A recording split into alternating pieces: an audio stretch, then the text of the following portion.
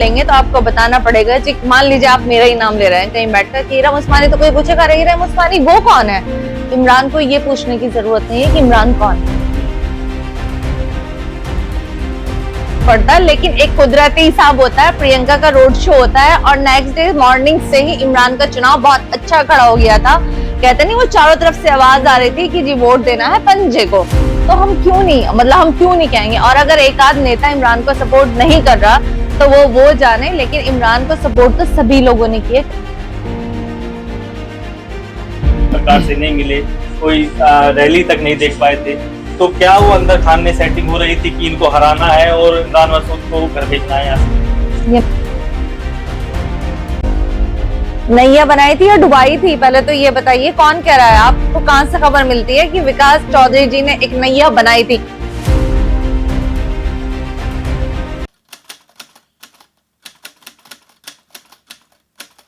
देश में 2024 के चुनाव कंप्लीट हो चुके हैं, 7वां चरण भी पूरा हो चुका है। पहली तारीख में चुनाव कंप्लीट हुआ और 4 तारीख में नतीजे आने लगे हैं। अब एग्जिट पोल का दौर आ चुका है। हर चैनल अपना एग्जिट पोल दिखा रहा है कि कौन सी सरकार बढ़ रही है, कौन सी सरकार जा रही है।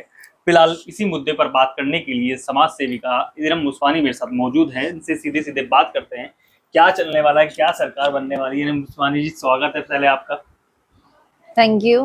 क्या लग रहा है आपकी बार जो एग्जिट पोल है वो तो बता रहे हैं कि अब की बार जो एनडीए की सरकार है वो वापसी कर रही है। प्रधानमंत्री मोदी जी हैं, लगातार तीसरी बार अब प्रधानमंत्री बनने जा रहे हैं, बताया जा रहा है। मोदी जी हैं तो कुछ भी मुमकिन हो सकता है। देखिए उस बारे में तो मैं कुछ नहीं कह सकती हूँ। और फिर वही वाली बात आती है, अगर निष्पक्षता से सब कुछ हो तो ये मुमकिन नहीं है। चुनाव आप आज की डेट में कराएं या कल कराया था, अगर सब कुछ बिल्कुल ईमानदारी के साथ होगा तो मोदी जी बिल्कुल नहीं आएंगे। नहीं, ईमानदारी कैसे आएगी? ईमानदारी तो लोगों ने कहा कि भाई पोलिंग हुआ, किसी को पिछली बार तो ये आरोप लगा देते थे आपकी भाई 22 तो ईवीएम तो अभी भी नहीं, ईवीएम तो अभी भी बैन नहीं हुई है। अच्छा, क्या क्या हुआ है ये देखिए कि वोट किसी डालने, वो वोट डालने गए हैं तो कितनी सख्ती की गई हैं, कितने वोट्स काटे गए हैं, कितने लोगों को ईमानदारी से वोट डालने दिया गया है। एक फैमिली में अगर 6 मेंबर हैं तो घर में सिर्फ 1 या 2 लोगों का वोट आया है, तो ये ईमानदारी है। जिस सीट पर आप मौजूद हैं, सहारनपुर की सीट है और आपकी नजदीकियां कैराना सीट पर भी लगी हुई हैं, तो क्या मानते हैं कि अगर ये सीट आप इंडिया गठबंधन वाले जीत जाते हैं और प्रधानमंत्री फिर मोदी बन जाते हैं, क्या फिर भी कहेंगे कि निष्पक्षता नहीं थी इसके अंदर? क्यों नहीं है, कैसे कह सकते हैं? वो जीत रहे हैं, वो जहां से जीतेंगे। हम तो अपनी वो चाहते हैं ईमानदारी, निष्पक्षता अपनी सीट को देखेंगे ना।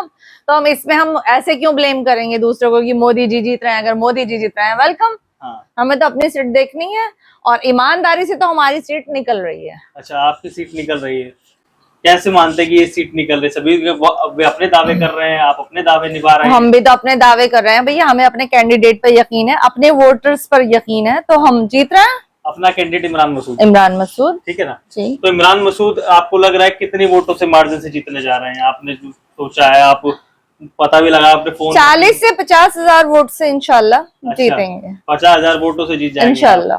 अच्छा, आपकी एक भांजी है, आप क्या बताती है? लोग भी कहते हैं कि उनकी भांजी है। इकरा हसन की बात करना चाहूंगा, कैराना पे आता हूँ, फिलहाल बाद में आऊंगा सहारनपुर को लेकर के। तो कैराना में क्या माहौल बन रहा है? कैराना में तो हो चुका कि फाइनल हो चुका जी, प्रदीप चौधरी जी ने विकास की नैया बनाई थी, लोगों ने वोट कर दिया, जीतने जा रहे हैं। नैया बनाई थी या डुबाई थी, पहले तो ये बताइए कौन कह रहा है? आपको कहां से खबर मिलती है कि विकास चौधरी जी ने एक नैया बनाई थी? उन्होंने तो डुबाई है, क्योंकि उस सीट पर तो मैं खुद घूमी हूँ चुनाव के टाइम पर। मैं जितने गांव में गई वहां पे हर आदमी ये बोलता था कि भैया आज तक लौट कर नहीं आए। और जी हमने तो बंदे की शक्ल भी नहीं देखी, और सड़कों का हाल इतना खराब था, पुलियाएं टूटी हुई, गलियां टूटी हुई, नाले टूटे हुए। मतलब गांव के लोग कहते थे कि उनके वादे इतने बड़े बड़े थे, दावे इतने बड़े बड़े थे, और इन 5 सालों में हमने उन्हें दोबारा देखा ही नहीं है। तो आप कैसे कह रहे हैं कि प्रदीप चौधरी जीत रहे हैं? जैसा लोगों से सुना मैंने वैसा तो लोग तो ये भी कह रहे हैं कि इकरा का चुनाव क्लियर है, और एग्जिट पोल भी यही बोल रहा है। फिर आप कैसे लोगों की बातों को यकीन कर रहे हैं? जैसे मैं आपकी बात को मान रहा हूँ, ऐसी लोगों की बात सुनी जाती है। तो इकरा हसन को क्या अब आपको मानती है कि इकरा हसन चुनाव जीत रही हैं और चुनाव जीतेंगी? इंशाल्लाह जीतेंगी, क्यों नहीं जीतेंगी, इंशाल्लाह जीतेंगी। अच्छा, अब सहारनपुर में देवबंद की बात करते हैं। यहाँ पर कॉन्स्टिट्यूशन अलग अलग विधानसभा हैं, तो देवन में क्या पोल रहने वाला है इमरान मसूद का, कितने अंतर से यहाँ पर लीड लेके निकलेंगे या यहाँ से हार के जाने वाले हैं? लीड लेके निकलेंगे, हार के नहीं जाएंगे इंशाल्लाह। किन नेताओं का सपोर्ट रहा होगा जो इमरान मसूद निकलेंगे, क्योंकि हर एक की बैकडोर बैक कमेटी रहती है। अरे हम लोग साथ थे, बहुत बड़ी बात है, हम क्यों किसी की बात करें, किनका सपोर्ट रहा किनका नहीं सपोर्ट रहा, एक लहर सुबह ही चल गई थी, कुल मिला के हमारा कैंडिडेट जीत रहा है, हम क्यों बिला वजह सबको खींचे, इसका सपोर्ट उसका सपोर्ट, हमारा सपोर्ट था, बहुत बड़ी बात है। चलिए इरम उस्मानी कहेगी जिंदाबाद, इरम उस्मानी क्यों कहेगी, इरम उस्मानी के कहने से कोई फर्क नहीं पड़ता, लेकिन एक कुदरती हिसाब होता है, प्रियंका का रोड शो होता है और नेक्स्ट डे मॉर्निंग से ही इमरान का चुनाव बहुत अच्छा खड़ा हो गया था। कहते नहीं वो चारों तरफ से आवाज आ रही थी कि जी वोट देना है पंजे को, तो हम क्यों नहीं, मतलब हम क्यों नहीं कहेंगे। और अगर एक आध नेता इमरान को सपोर्ट नहीं कर रहा तो वो जाने, लेकिन इमरान को सपोर्ट तो सभी लोगों ने किया, किसने नहीं की। देवन के अंदर जो नेता हैं यहाँ पर कोशिश लगातार इनके विरोध चलता रहता है, कुछ नेता है मैं बात नहीं करूंगा और शायद तौर पे आप जानते भी हैं। तो अब बैकडोर खान ने ये बताया गया कि उन्होंने बड़ा विरोध किया था, कोशिश की थी कि भैया आज के टाइम पे मैं अपने घर की वोट की गारंटी नहीं ले सकती, समझ आया। वो दौर गया जब एक प्रधान होते थे गांव के, उन्हें बोल दिया जाता था हाँ जी प्रधान जी क्या हाल है, प्रधान जी कहते जी गांव थारा।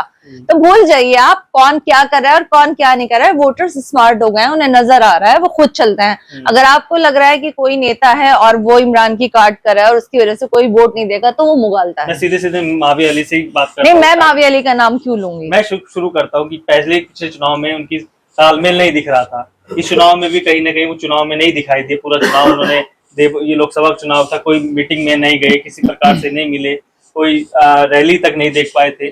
तो क्या वो अंदर खाने सेटिंग हो रही थी कि इनको हराना है और इमरान मसूद को घर भेजना है यहाँ से? ये मैं इस बारे में कुछ नहीं कह सकते, मतलब मैं माविया अली के बारे में क्या कहूँ, मुझे नहीं पता। और रही बात सपोर्ट की, तो मैंने अभी आपसे एक बहुत मोटी सी बात कही है कि आज के टाइम पे कोई किसी की नहीं सुनता। आपके घर में 5 वोट हैं तो आप अपने 5 वोटों की गारंटी नहीं ले सकते। हर आदमी समझदार है, जिसे जो नजर आ रहा था वो चल रहा था। अच्छा, यहाँ पर आपको देवन के अंदर एक नेता और है माजिद अली, जो बीएसपी के कैंडिडेट थे।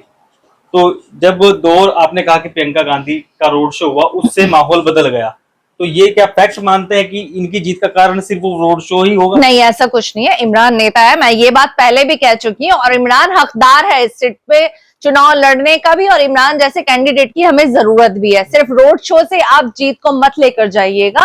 रोड शो हुआ, प्रियंका जी आई, रोड शो बहुत अच्छा रहा और लोगों का दिमाग जो थोड़ा बहुत इधर उधर भटका था वो सही हुआ है।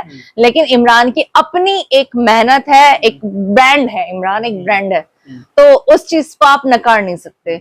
हमें और नेताओं के लिए आप कहीं बैठकर नाम लेंगे तो आपको बताना पड़ेगा जी, मान लीजिए आप मेरा ही नाम ले रहे हैं कहीं बैठकर कि इरम उस्मानी, तो कोई पूछेगा इरम उस्मानी वो कौन है। इमरान को ये पूछने की जरूरत नहीं है कि इमरान कौन है। ऐसा ना हो इमरान मसूद चुनाव में हार जाए और आप कहें कोई बात नहीं, आपकी बार भाजपा की ओर रुख कर लेती हूँ, कोई बात नहीं, ऐसा कुछ। एक बात बताइए मुझे, भाजपा की और रुख कर लेती हूँ, लड़ाई किस चीज की होती है? लड़ाई तो किसी की किसी से नहीं होती। और रुख की बात कहाँ से हुई? इमरान भाई इंशाल्लाह जीतेंगे, और ऐसा कुछ नहीं होता कि हारने वाला अगर अपना कोई कैंडिडेट है तो उसका पाला छोड़ के आप दूसरी जगह कूद जाए, आगे फिर मेहनत करेंगे। चुनाव के दौरान में, चुनाव के बाद में, चुनाव तो हो चुका था, चुनाव के बाद में माजिद अली अपने समर्थक के पास फोन करते हैं, अपनी बिरादरी के आदमी के पास में, उनका नाम आता है कि आपने तो मुझके साथ चले गए थे, अब चले जाना। 2-3 बातें होती हैं, कुछ बातें वल्गर टाइप की हो जाती हैं। तो चुनाव के बाद में क्या लग रहा था? आप भी समझती हैं कि छटपटाहट थी माजिद अली के अंदर की चुनाव हार गए हैं और अब की बार उनका बोरे बिस्तर पैक हो चुका है, तो अब की बार लोगों से ही अपनी भड़ास निकाल ली जाए?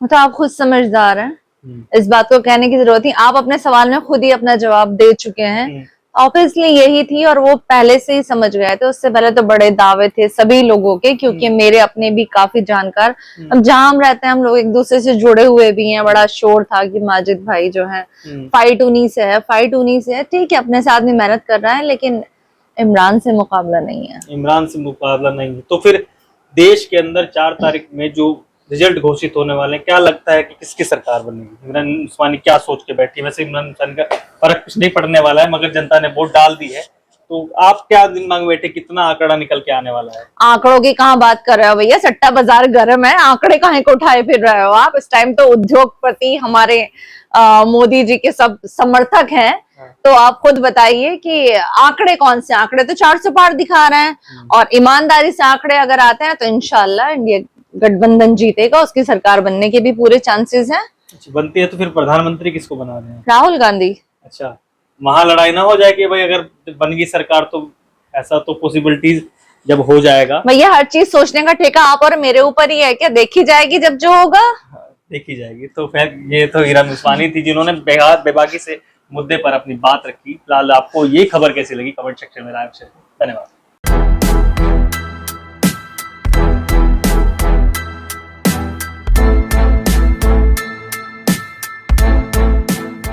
सुनेगा भारत पर और वीडियो देखने के लिए चैनल को सब्सक्राइब करें और बेल आइकॉन को दबाएं।